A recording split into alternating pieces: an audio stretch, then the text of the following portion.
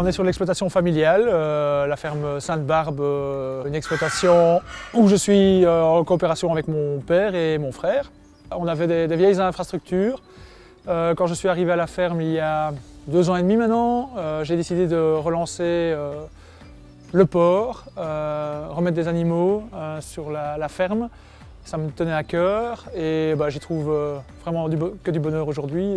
Le projet ici, donc, c'est de valoriser des bâtiments vides sur la ferme et qui donc de toute façon ne rapportent rien. Avec quelques trémies, quelques abreuvoirs, un peu de paille, on parvient à faire du cochon comme on faisait dans le temps.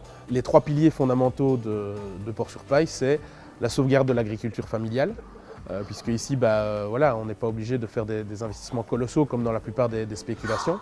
Le bien-être animal, puisque comme on vient de le voir, ce sont des cochons qui bougent, qui ont de la place. La sauvegarde du savoir-faire de nos artisans bouchers, puisque là aussi c'est un métier un peu en voie d'extinction. Et le souci, c'est que le jour où il n'y a plus que des grands groupes, en termes de diversité de goût, ce serait un petit peu le souci. Votre souci, c'est comme je le dis toujours, elle aura le même goût d'Ostende à Arlon.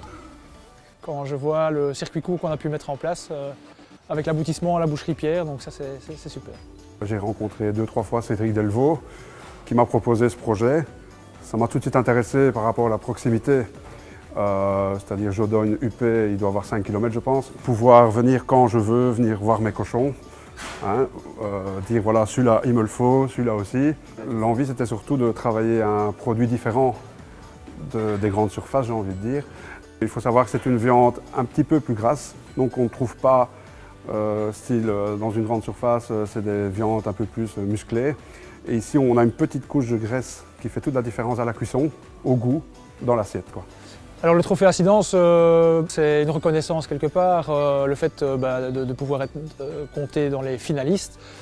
C'est une reconnaissance par rapport au monde agricole, à ce métier qui est parfois un petit peu décrié au travers des médias et mettre en avant justement les circuits courts, je pense que c'est un retour aux sources, c'est aussi l'avenir, c'est peut-être ce que les gens recherchent et ça répond donc à une demande et je pense que ça c'est le vrai métier.